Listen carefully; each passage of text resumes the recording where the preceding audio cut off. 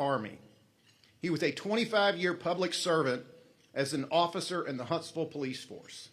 He is a farmer and an associate pastor. And he is a selfless public servant, always putting the needs of others ahead of his own.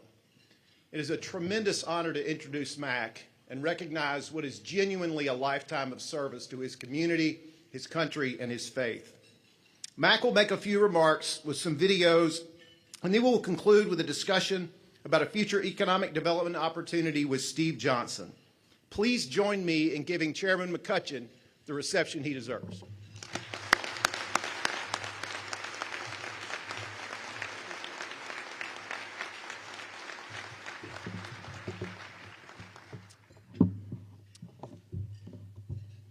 Well, I hope you had an opportunity to eat most of your lunch. It was very good. Ashley, you did a good job. Good selections there. She took care of the menu for us. I will try to stay on script for the crew that's up there working. I know I make them a little nervous sometimes when we get up and start talking, but you know me. We'll speak what's on our mind and our heart. Well, let me first begin by welcoming each of you to the 2024 State of the County Address. I'm always amazed at the opportunity to stand before such a large group of good people and share about Madison County. It just amazes me that we're here and I'm able to give this address. There's been a lot of work that has gone into this event today, and I would like to thank the Chamber for their work. Samir, it's so good to have you in this position of leadership, and I think this would be probably the last time that we get to see you in this position. But the next thing will be passing of the gavel. But thank you very much for your leadership and the Chamber crew for all the work that they've done.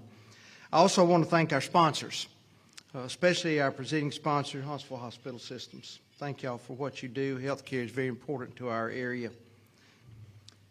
I am also glad to have several family and friends here to join with me today. It's always good to have you supporting and being a part of this. And today, I have to, my wife's going to shoot me over this, I know, but I am particularly excited to have my wife here today. She's been through a real struggle and a real battle with cancer. And actually, since February, this is the first real public event that she's been to here today. And baby, it's been a tough year. But here we are.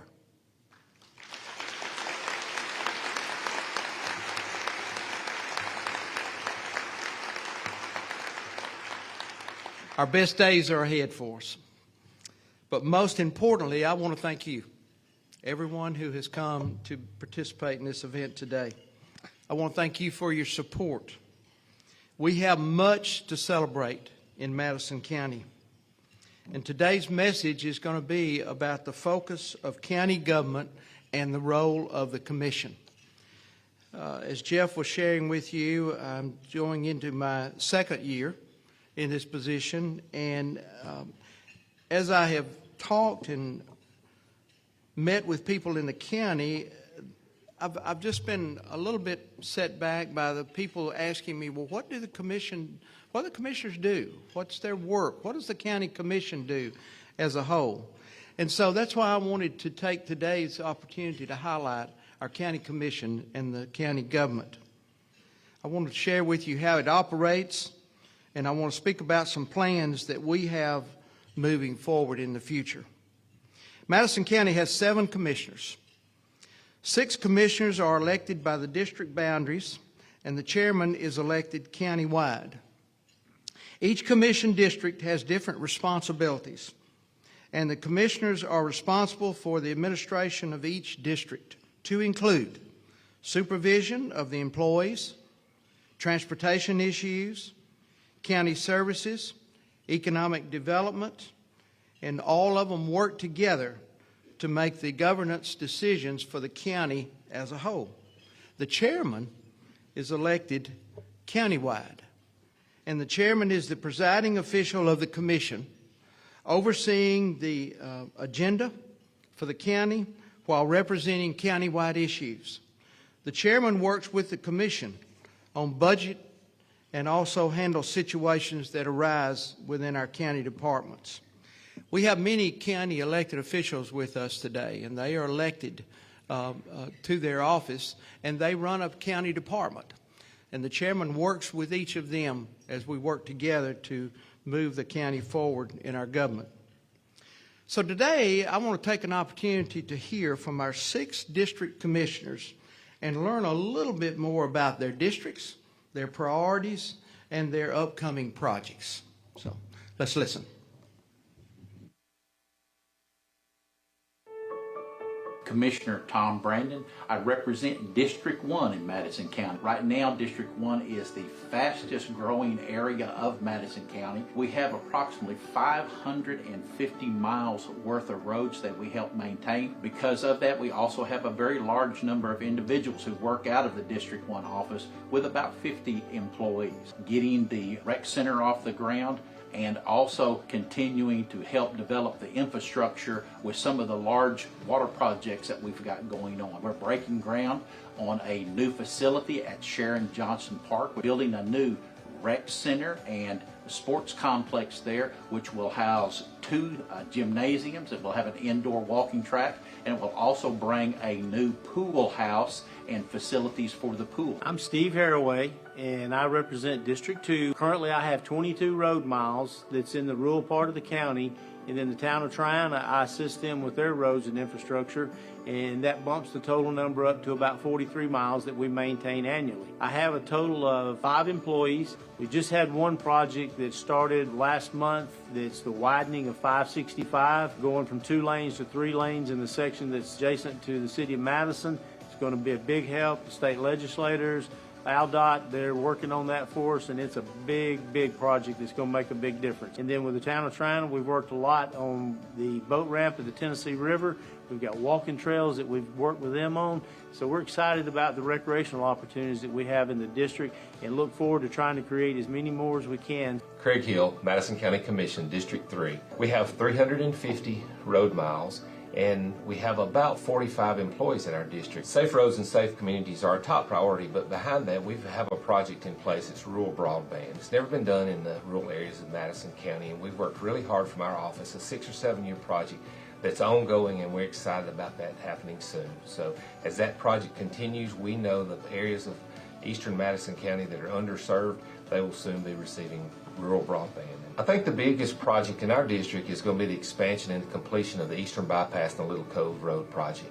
That's an area that will connect Highway 431 and Highway 72. I'm Phil Vandiver. I'm Madison County Commissioner, District 4. I have about 480 road miles, and we have about 35 employees work at the district office with about 6 at our 2 community centers. We're looking at doing many different intersections across the area. I think we have 9 in the ARPA funding plan, with also a couple that will be funded from the District 4 plan. We're also working to come up with solutions for a lot of those, just trying to make it better, trying to get it where people can move around the community better and just work to make it safe. We've got 3 main road widening projects going on with Blake Bottom, Jeff, and Wall Triana. We've got about 9 intersection improvement projects going on at this time. Just anything we can do to make the county move and be safer is what we're looking at. I'm Phil Riddick. I'm the District Commissioner for District 5. The district is predominantly or almost wholly in the city limits of Huntsville, so we have very little road miles. So my priority for the district is we want to keep the property values up. Older established part of the county, and we'd like to keep property values high. And one of the ways that we can do that is by adding neighborhood amenities like parks, recreation, greenways, and that sort of thing. So the big project that we're working on right now is the project at Ditto Landing. We're expecting to have a center for activity, not just for Huntsville and the county, but for the entire region. I'm Commissioner Violet Edwards, District 6. We have road miles within the city, road miles within the county, all taken care of by our 21 employees. What I'm most excited about are our sidewalks that's going in North Huntsville, and of course the People's Patch, our urban community farm and garden in partnership with Alabama A&M. Our biggest projects in the district are our seniors and our outdoor recreation. Our goal is to build just an ecosystem with researchers, with students, with those native to Huntsville, with those coming into Madison County to have a great space to thrive and to grow. It's a pleasure to work with the Madison County Commission. We got a great team of commissioners that work together, all 7 of us. Max leading us, helping us go in the right direction. Our workers in the county are unbelievable. They're out there doing the service for the people every day. It makes my job a lot easier to have the people out there, and I just appreciate each and every one of them, and I thank them for what their service they do for our county. Would the commissioners stand up, and let's give them a hand for their work and their service.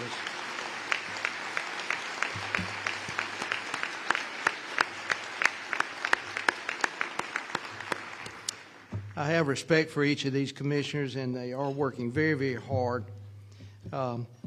To my left is some charts here of some of the projects that they were talking about, and after we get through today, if you want to walk by and look at some of those so you can see them. Your county government operates off of revenues from property taxes. These taxes are the main source of funding for the county operations. Sales tax are earmarked for education. There is a small portion of sale use tax, the SSUT, which is revenue from the internet sales tax that we use for public safety and school security issues. Madison County has an excellent bond rating and credit rating. We have enough reserves in place now to where we can keep the government operating for 6 months if things turn for the worse. Our county debt is only 10% of the revenues that we have coming in. Some of our challenges in government operations are: we have transportation, public safety, which includes the jail, the sheriff's department, and our volunteer fire departments. We have waste control, and we have water service. On a slide that we have with a pie chart here, I wanted to bring this information to you because this is very important. When you look at the revenues we have coming in, almost 46% of all of our revenues that we have coming in from ad valorem taxes goes for the operation of public safety, primarily our jail and our sheriff's department. You can see from this slide what a large percentage of revenues are spent on this public safety. We have a growing county. We have a lot of square miles. We have more commercial developments moving into our county, which is putting more demand on our public safety issues that we have and we need to fund. We have also a demanding justice system. Our courts now, we have 15 active courts. They're growing every day. The demand for service in our justice system continues to grow and grow. With this, we have the Madison County Jail. The Madison County Jail is a huge expense and liability for the entire county. On any given day, the jail could be housing as many as 1,200, sometimes 1,500 inmates. It's almost like a small prison that they're operating. The Madison County Jail serves all of our law enforcement agencies in the county, which includes Huntsville, Madison, Triana, New Hope, Owens Crossroads, and Gurley. The jail system is a priority, and more so, it's a necessity for public safety in Madison County. I want to say to Sheriff Turner, Chief Brooks, Madison County Sheriff's Department, and the Madison County Detention staff, I want to say a big thank you. And would y'all stand up and let us give y'all a hand for your work?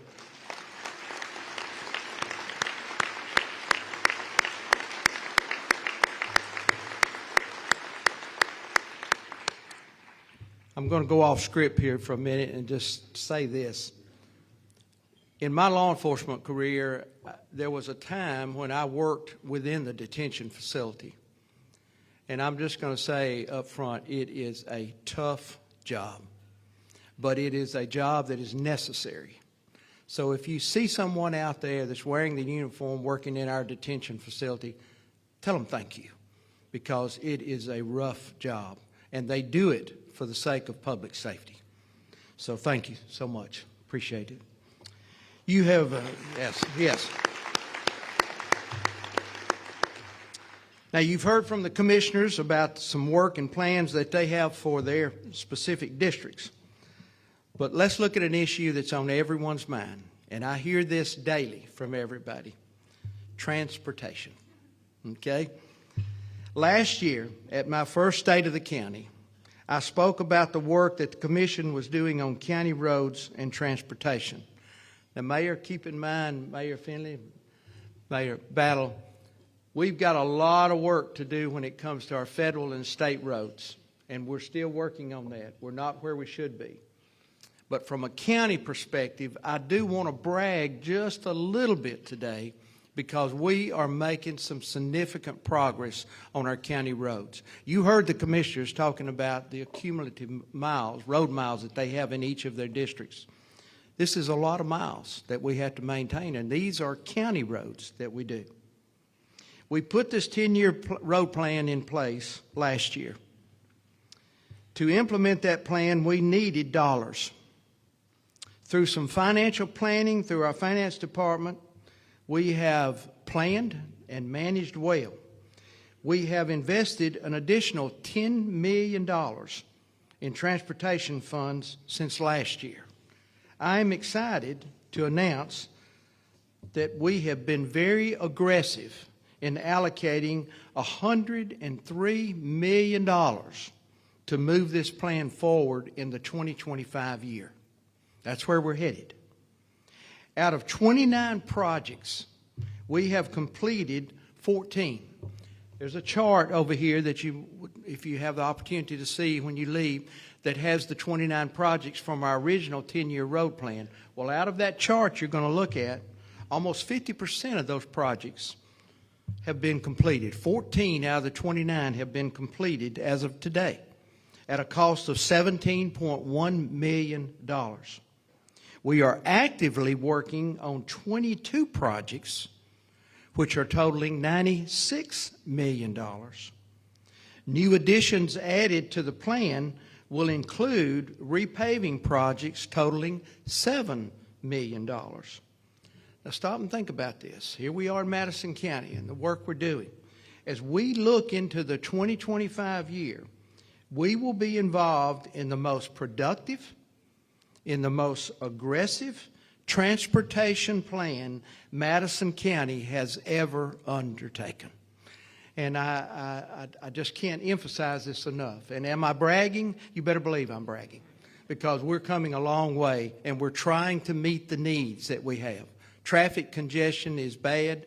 Safety issues are concerns. We've got to address this issue, and we are addressing this issue. This overall 2025 plan and this next year moving forward will put us at a spending rate of $103 million. And we are being frugal with our money, we're managing our money, and we have the revenues in place to move these things forward. Now, in addition to transportation, we have been very busy working on water infrastructure. As you know, we've had a tough year. We've had a drought here. Many of our local governments have struggled to make sure that the water demands are there for the customers. And with that, we are being proactive again. We're looking to the future to make sure that we have water for our residents here in Madison County. We're working on 21 projects at a cost of $29.1 million. These projects will include a new water storage facility, and it will help to build up our infrastructure so that we have adequate supply. As you can see, your county government is on the move and working hard to address the challenges ahead concerning infrastructure. Now, I'd like to switch gears and address an issue that's been talked about for the last several years. This has been a discussion that's going on with everybody. And of course, the discussion is about an economic development project. It's about a new courthouse. How many of you have heard the discussion? Just show of hands. Yeah. Everybody's talking about the new courthouse, and they're asking questions. We have been working with the commission as a whole trying to move forward with an economic plan that will be something that we can be proud of here in the county. It's a lot of work going into this.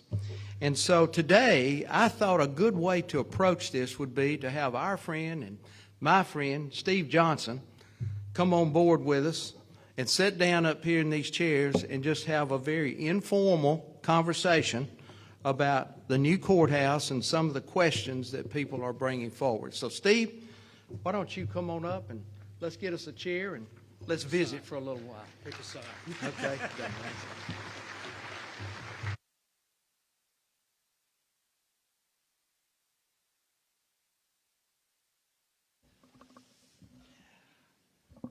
It's just like being on television. By the way, Matt, when I was coming in, somebody said, "Are you involved in this?" And I said I was going to do some Q&A with you, and they said, "Ask him about the courthouse." So I get asked it everywhere. so anybody who's ever looked for a parking place gets it. Okay, so do we need a new courthouse? Maybe that's you've obviously been talking about it. Do we need a new one, or could we make do fix this one up? Well, when we originally started looking at it, we did some work and done some analysis on the existing building. And when we looked at the maintenance issues that we had, the building was built back in the 60s. We looked at the efficiency of space and our demands that was being put on us by the growth that we're having in the county.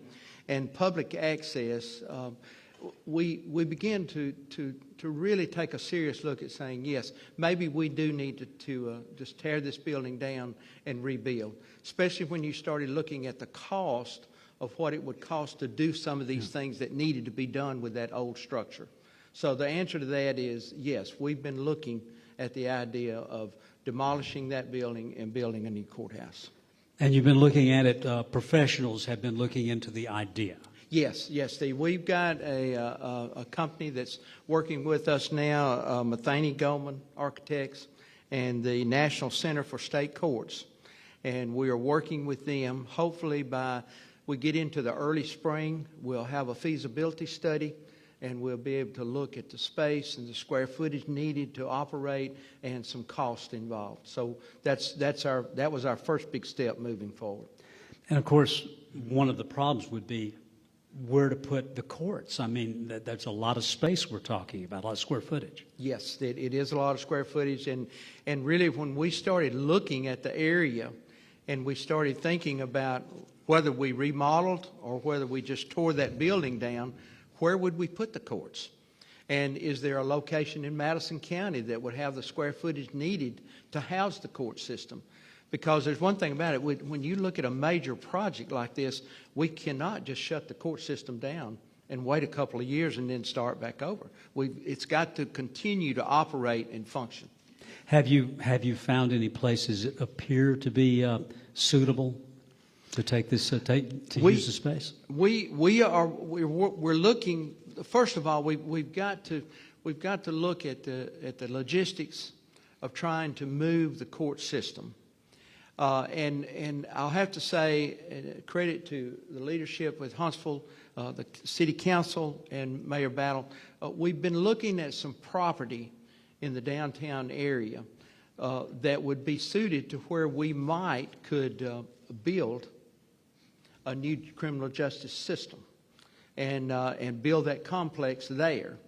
And so thank the city for working with us and looking at some property downtown. But right now we're still waiting on that feasibility study to get back. But yes, we are looking at alternatives. Okay. Everyone, of course, remembers. Well, not everyone, but a lot of us remember the old courthouse, the one we have now replaced. What have you been thinking about design? We have a modern-looking courthouse now. Would we stick with a modern design, or are we thinking about going to something a little more traditional?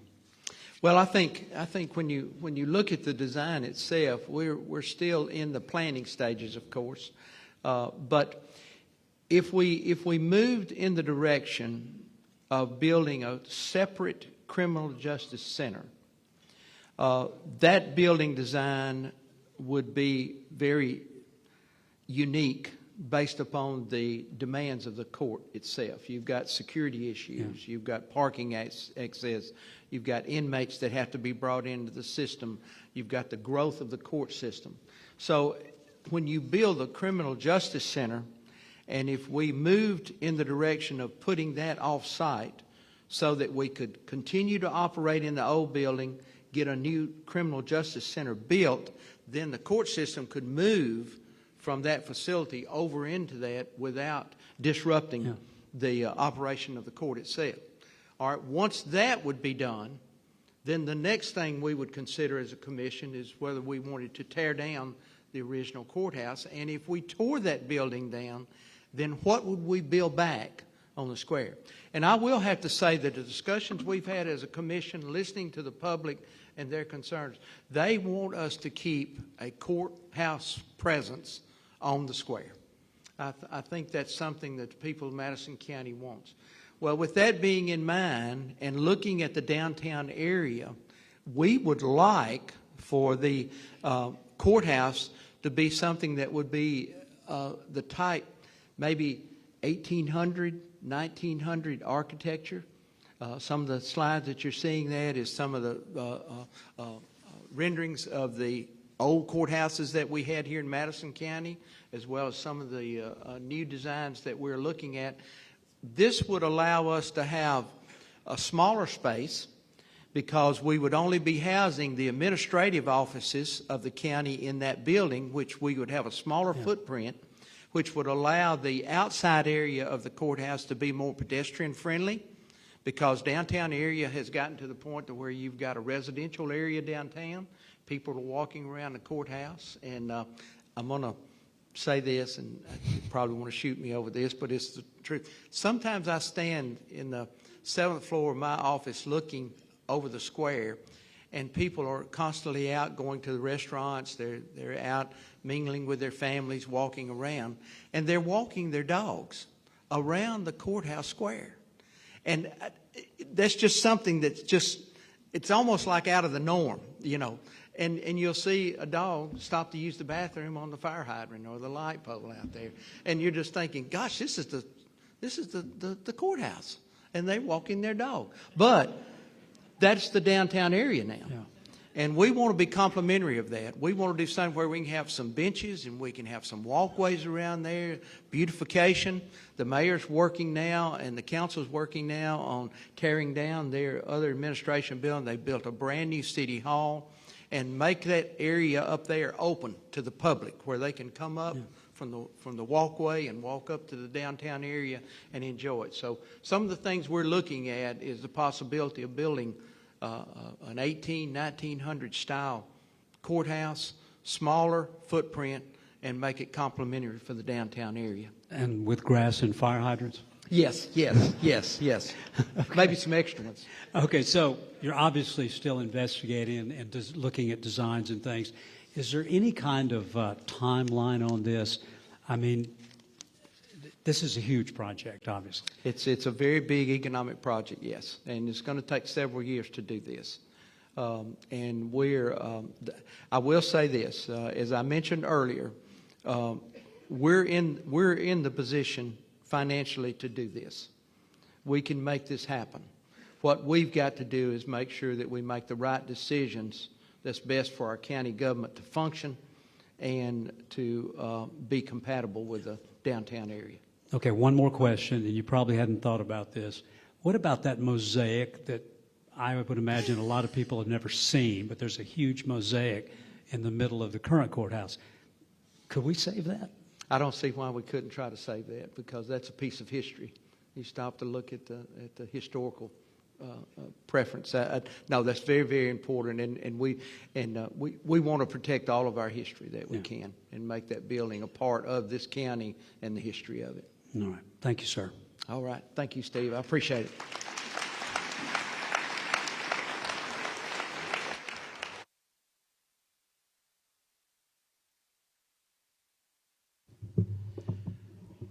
Steve, thank you. I hope we've answered a few questions that the public's asking. I want to say I am thankful for the work of the commission This is a huge economic undertaking, and we want to make sure we do it the right way. We're still in the planning stages, but we're looking at all of our options that we have. And in closing, I want to say this. Just had the election.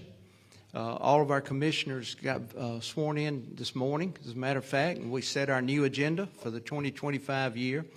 As your chairman, it is truly an honor to serve in this community. We have a great community here, a very special community.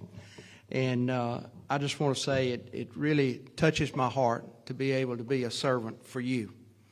And as we move forward, I'm committed to our city leaders, our local government, our chamber. I'm committed to doing the very best we can to serve you. And as we move forward, I just wanted to say one last thing.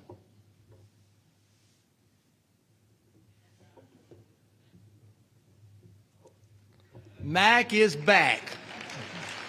God bless y'all. Thank you.